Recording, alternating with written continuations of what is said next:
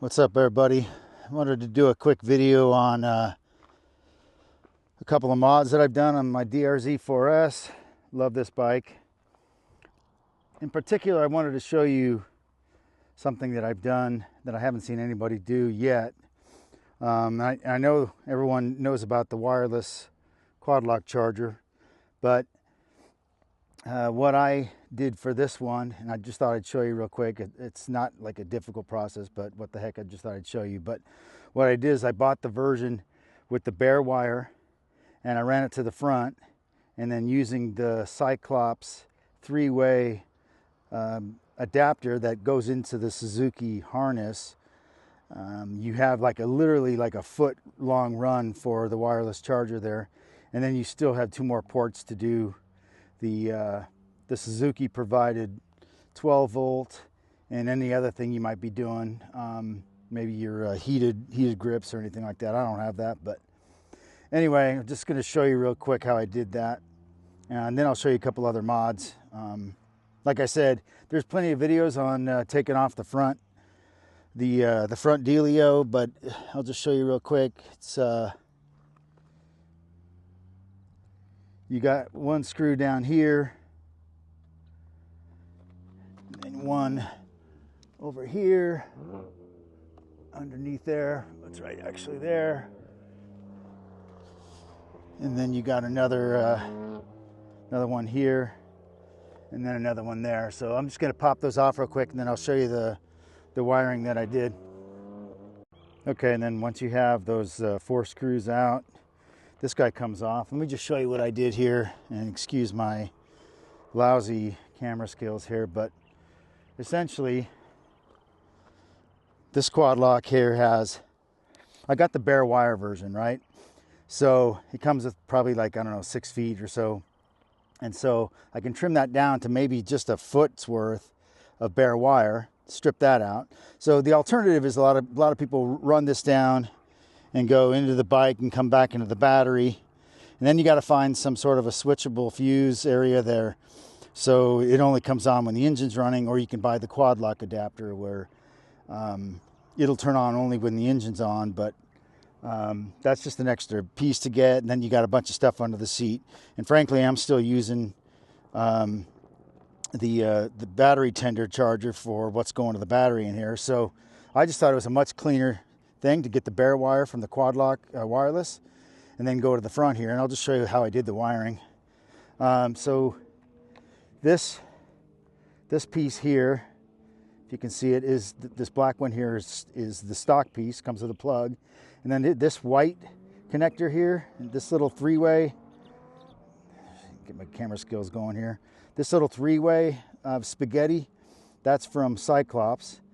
And it goes into the harness here, and then you have 2 separate plugs, 1, 2, and then you have a new harness plug. And in that harness, I put in the Suzuki 12 volt charger.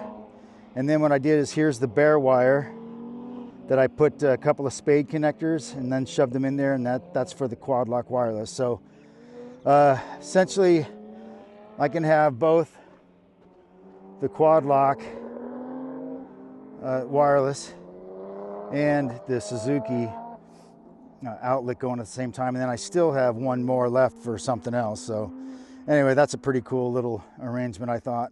A couple other mods just to mention.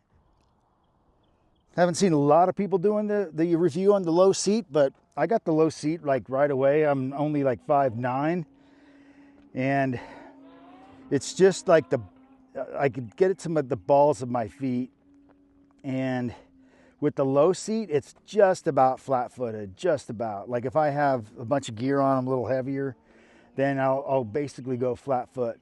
And the other thing I'll say about it is, it just, even though it's thinner foam, it's a much wider stance from side to side than the main stock one. And I don't know, I'm not going to say it's more comfortable, but it is definitely not less comfortable. And I kind of like the wider platform. My butt has not been sore, and I've done some fairly long rides here in Southern California. So I'm pretty impressed with this. It's not to say that I'm not going to get a Seat Concepts, a softer one, when they come out, but I like it. So if anybody's got any questions, let me know.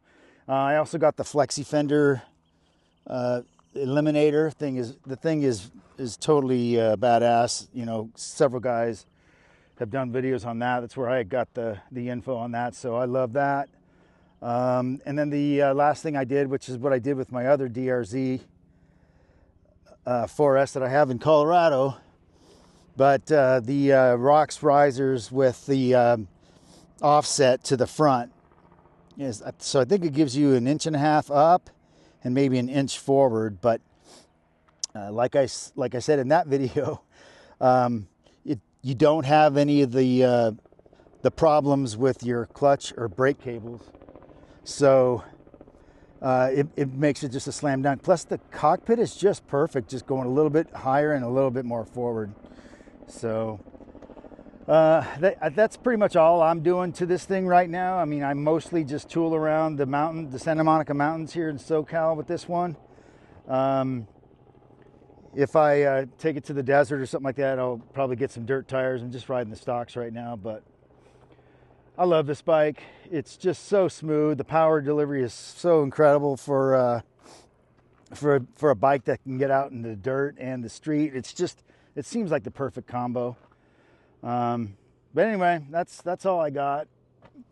Apologize for the crappy video work. I'm out here in the bright sun. I can hardly see myself. So anyway, guys, have a good day. Let me know if you have any questions.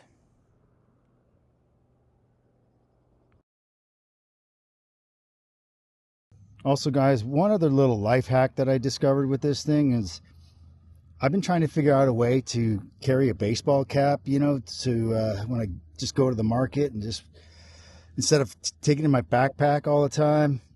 So what I kind of found out is if I just take my trucker hat and slide it over like that, like so, and then take my phone and then over there, and then bada boom, the thing's not going to go anywhere, and it's right there for easy retrieval, so I don't have to dig into my backpack every time or be hunting for it. So I just kind of like leave it on the bike wrapped around there. So anyway, it's just stupid little things in life that make it go around, right? So anyway, peace out.